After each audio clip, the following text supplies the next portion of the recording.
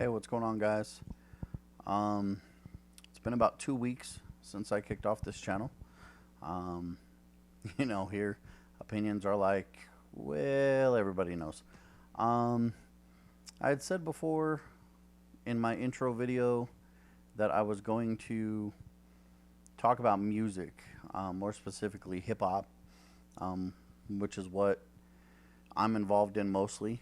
Um, but over the past week at work, we've discussed a lot of things, and what really stood out to me was this long discussion I had with a coworker about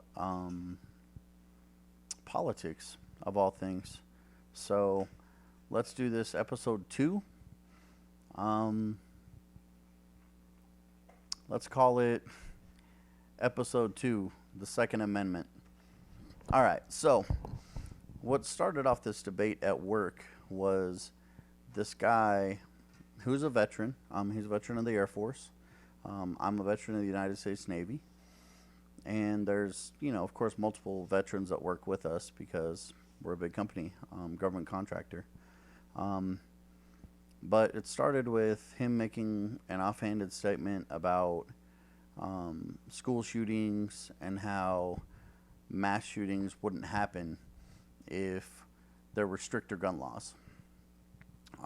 Which, of course, led a lot of us who have weapons, are big supporters of the Second Amendment, to ask him why he thought getting rid of guns would stop mass violence. Not necessarily mass shootings, but mass violence.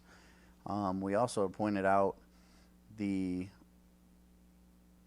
facts that, countries that have strict gun laws don't have a lot of gun violence, of course, because they have strict gun laws. But that doesn't stop evil people from doing evil things. And I guess that's what I'm most wanting to talk about today, is our propensity for evil and good go hand in hand. I think everybody in the world has the both sides, I guess is a good way to say it. Everybody can do good things and everybody can do evil things. Our forefathers knew this, and they created the Second Amendment, which allows us the freedom to defend ourselves not only against a tyrannical government, but also people that are willing to do us harm. Now, I know we've seen in the past some shootings in places like Texas, where people in the location were armed, and the shooter and very few other victims were dead. Um, if you look at a majority of the mass shootings that we have in the United States, they take place in schools, grocery stores that have no gun permit, gun-free zones, concerts where people are, stripped down or scanned down, and there's, nobody in there has a weapon. We've also seen that when there is someone with a gun, the shooters are less likely to go there. And one thing that I explained to my coworker was, if I'm let's say a burglar, and I walk up to two houses that are side by side. The one on the left has anti-gun flags. They have let's say, Bernie Sanders, who's, a big socialist, believes in strict gun control. But let's say they have anti-NRA signs in their yard. And the one on the right has a vehicle that has pro-NRA stickers. I support the NRA. They also have pro-gun, rhetoric in their yard. And then I walk up and I look through the windows and I see one of them has an alarm system. One of them does not. So I check the doors. You know, the one on the left has the door locked, but it's just the door handle that's locked. The one on the right has a deadbolt, the door handle, and something else. Which one am I more likely to want to rob? And the fact is, criminals and evil people look for easy targets. Does that mean that when he stated the fact that a majority of people that have guns in their home that get robbed end up injuring a member of their household? Could be true, could be not. I haven't looked at the statistics for that. But if it is true,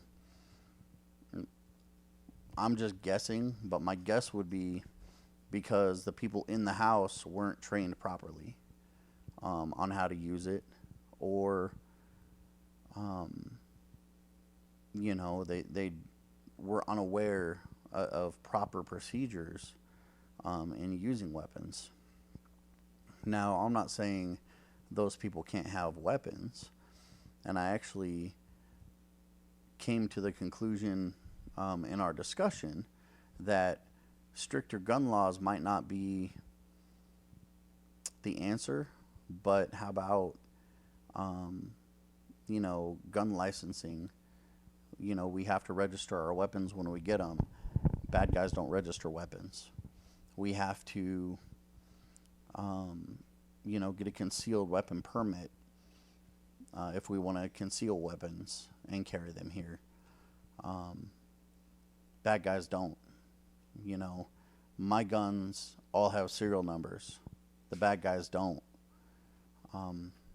So I think restricting the Second Amendment only restricts the people who legally do it, like purchase weapons anyway.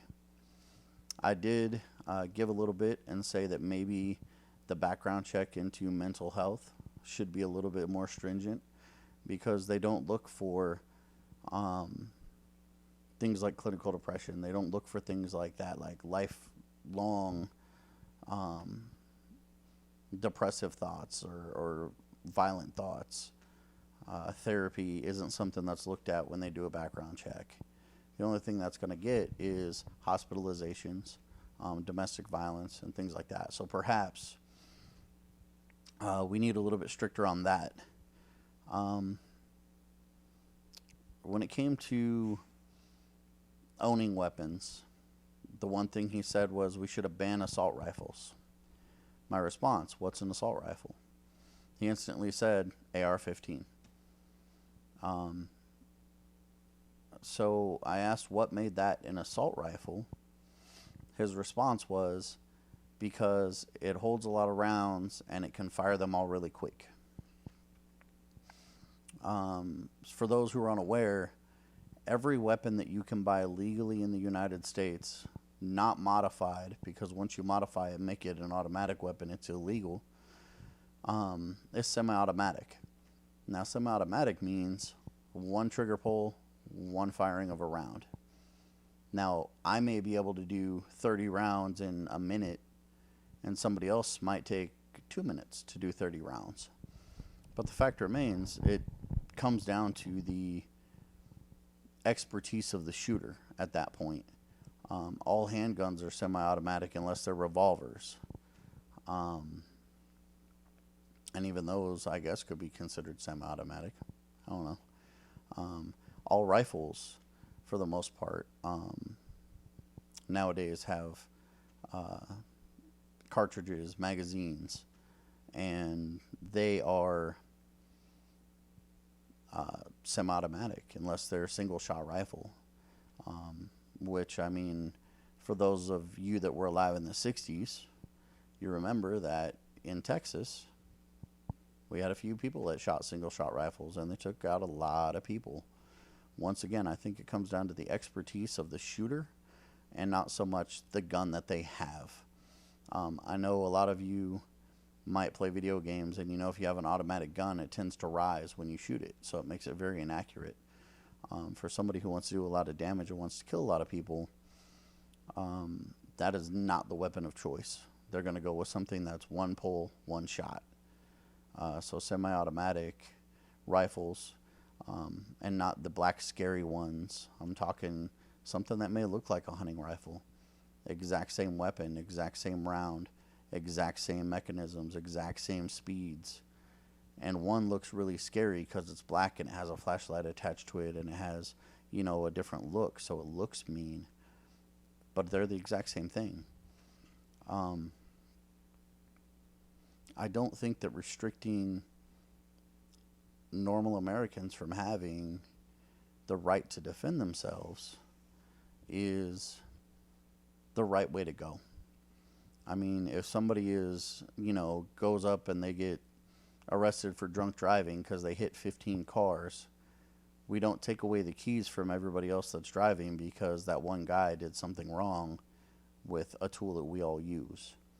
And that's kind of how I feel about it. The other thing we touched on